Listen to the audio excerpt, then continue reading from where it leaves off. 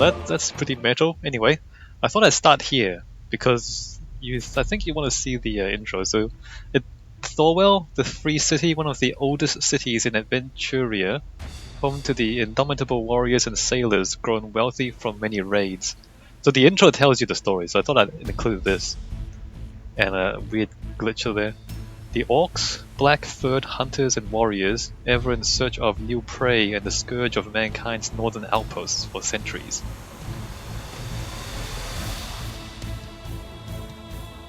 So that's a cutscene. We're not going to see graphics like this in the game. I don't know what this is. They're missing a graphic. This is the story of a sword that has been lost for hundreds of years, and yet it may determine the future.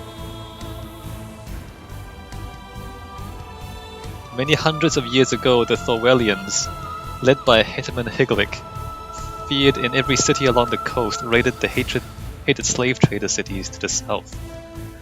Laden with treasure, the dragon boats returned home, all but Higlik, who sailed for the Cyclops Islands to get a sword forged needed for his next raid, Grimdring, the Orcbane. Higlik's next expedition took him into Orkland, the only place in Adventuria from which no human had ever returned to make a map.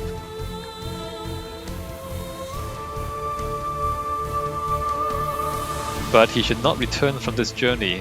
In the night of terror, the orcs seized his camp and slew whatever came into their way.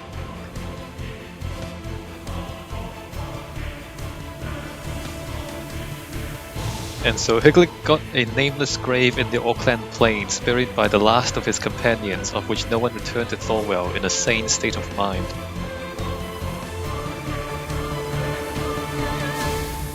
That's pretty bad, that glitch. But that is history.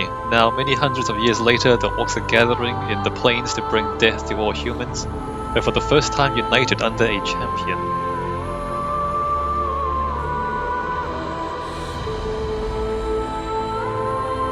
You don't know anything of that when your ship enters the port of Thorwell. You dream of adventure, of the big city, that your names will be taken all over the world in the songs of bards. Yeah, right.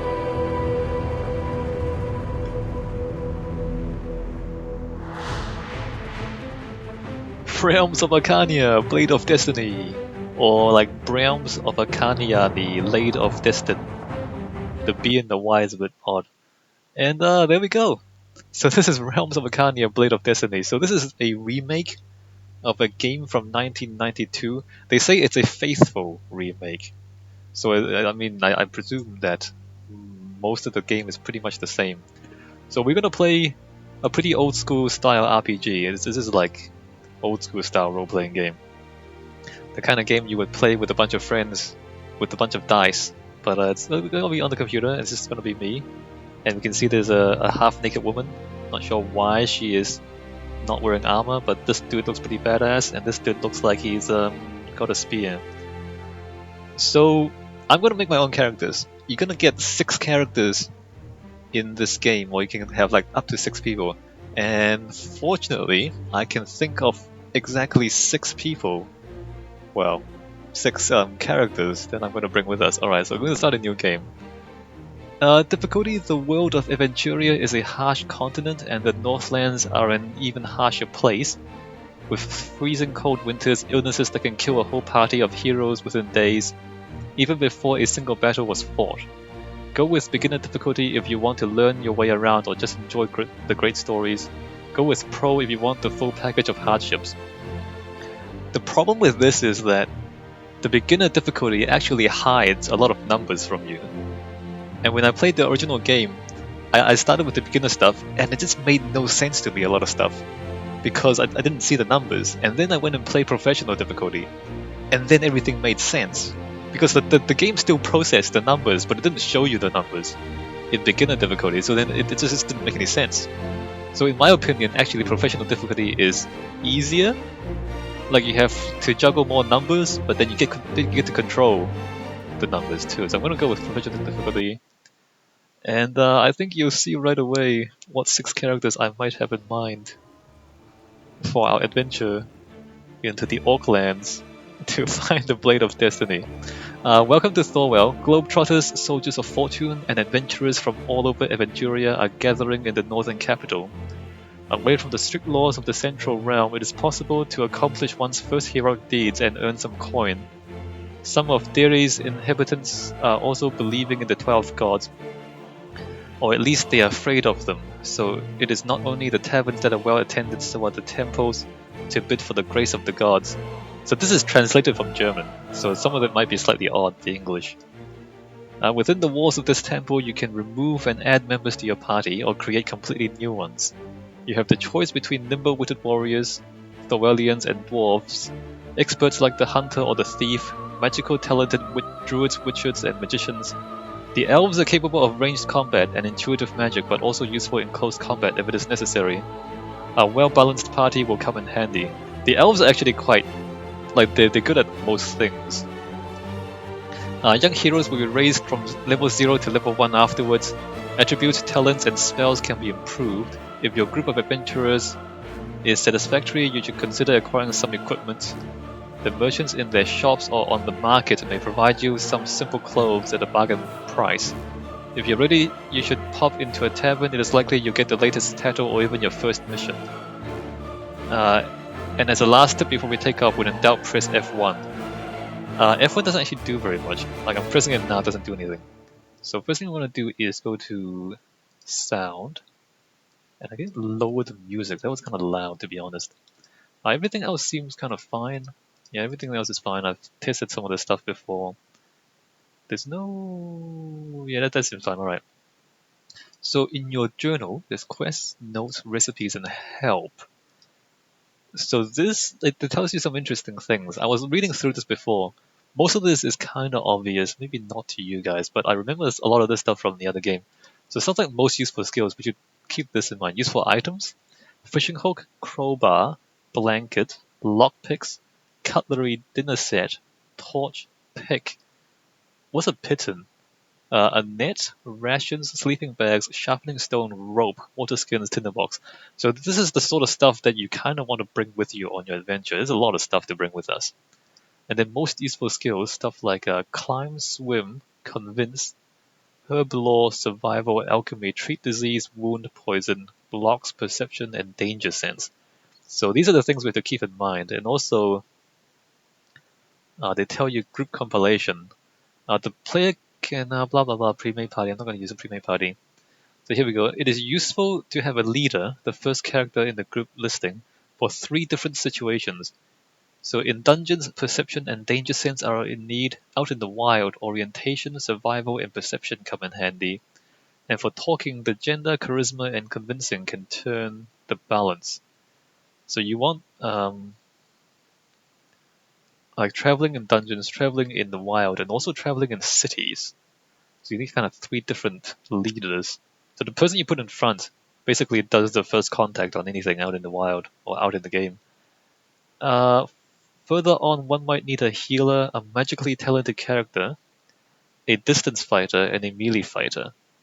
So that basically tells you, the kind of party you should set up. And it's kind of complicated, as you can see. As I said, it's an old school RPG. Fortunately, I've played the previous game, or the previous version of this game, so I kind of know this stuff. But some of this is not obvious. Stuff like staff enchantments. Like you can meditate, I believe, and then you can enchant your staff. So the first one makes sure that the staff never breaks, and you can't lose it. The second and third turns it into a light source or a rope, magically, whenever you need it. And then the fourth one allows you to save astral points, which is like magic points, MP, every time you cast a spell. The dagger, the druid has daggers, or it has an obsidian dagger. You can also sanctify it to, like the first one, it becomes magically bound to the druid, and then you can make it easier to look for herbs, easier to find your way. So a lot of the stuff, like they're in the game, but you can't really tell how this stuff works until you read all this stuff. And a lot of this help wasn't in the first game, so I kind of just bumbled through most of it without knowing what's going on. So we're gonna go to here. We're gonna get rid of these characters because we don't want any of their pre-made characters. We are going to no. We are going to create our own characters. And unless you're blind, I think you already know what I have in mind. And you'll be surprised, I think, at just how well this is going to work. Okay, so we can. So this is kind of random. This stuff plus 2 lockpicks. Who's useful for lockpicks? I think we should give this to the dungeon explorer, which will be.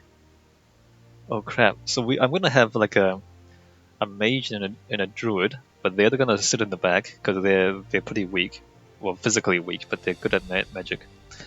I'm gonna have a fighter, and then I'm gonna have a rogue. Oh, this should be the rogue, shouldn't it? The picklocks, yeah, the rogue should be picklocks. And I'm gonna have a sylvan elf and a leaf elf, just to round it out. The elves are pretty much good at everything, but I'm gonna specialize them a little bit. So picklocks, we're gonna make this a rogue female, and we're gonna make this. We're gonna make a Pinkie Pie. Yes. Can I fit that into short name? Can I? Hold on. Alright, awesome. So you can change her appearance. She wears black in the game apparently. Doesn't really matter either way. Oh crap. Oh no, every time you change it, it changes too. Actually, no, let's go back to this. So rogue. See, the problem is every time you change the class, it randomizes this, which is kind of not useful. Pick locks, treat poison, seduce, treat wounds, swim, arcane law. I don't want arcane law on the rogue. I don't really like the random part. You can't randomize it here neither. You kind of have to just change it over and over again to randomize this part. No, a rogue doesn't need two-handed. Treat wounds. And then you lose the lockpick and it's kind of, I don't know. Not sure I entirely agree with this. I guess swim is okay. Let's just stick with swim. I don't entirely agree with this character creation. Anyway, let's just keep that. Oh, so now we need stats. Minimum 12 courage, minimum 13 dexterity, minimum 13 agility. Let's roll dice. 11.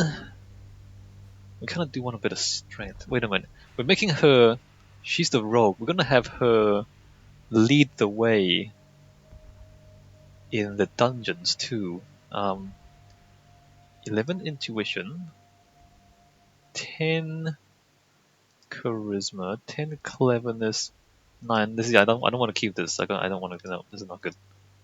Okay, let's roll again. Let's roll again. 11 intuition, 8 charisma, 11 strength. I'm not getting enough high numbers. Dexterity, courage, agility. Yeah, no, I'm not getting enough high numbers. Roll dice. 9 charisma, 9 cleverness, 13 dexterity, 12 courage, 10 strength, 9 intuition. Yeah, no, alright, let's just roll again. We're gonna keep rolling until we get what we want. Charisma, agility, dexterity, courage. Wow, a lot of 13s now, good. Cleverness, intuition. Let's go with cleverness. Okay, this is... Wow. That is overpowered. Look at that. That's 5 13s. That's insane. Alright, 6 to curiosity, 6 to superstition, 2 to necrophobia. We'll be fighting a few zombies and ghosts, so let's lower stuff. We'll be in caves a lot. 6 violent temper, like that kind of 7 avarice, 3 acrophobia. We might be able to afford... Never mind, let's just keep that. Not very charismatic. Funny that. Alright, let's save that. So we got a rogue. Yes. So the next thing we want is a... So she's the one who leads in dungeons. We need one of them to lead in the cities. Sylvan Elf. Lockpicks. No, I don't want lockpicks on her. I want lockpicks on somebody else, actually. No. track? No, I don't need track on her. Maybe actually no. Arcane lore, that's not useful. Human nature. Alright, we want that. She leads in cities. And she is rarity. And as we look at the stats, I'll tell you how I'm going to specialize these characters. She can look wherever she wants. Alright, roll dice. 12 intuition, 10... She's gonna be leading the cities. Let's give her 10 courage. I don't... No, these numbers are too low. These numbers are way too low. Alright, let's just roll again. 13 agility, she needs that. 12 intuition, 9... Dexterity, 12 charisma, 9 strength, 13 cleverness, 11 courage. Those are a bit odd. Those stats are a little bit odd. I want to change slightly less clever, slightly stronger. Alright. 5 is curiosity, 2 is necrophobia, 5 superstition, 4 avarice, 4 claustrophobia, 5 violent temper, 2 acrophobia. So that will work. Don't think she needs quite that much cleverness. I want to improve curiosity, violent temper. Actually, that's just kind of fine here, isn't it? Remove violent temper, remove claustrophobia, and remove cleverness by 1. I think I want to give her a bit more strength. But dexterity is kind of low. Which negative do you want to increase? Let's just increase acrophobia and necrophobia slightly. Alright, we're going to save that.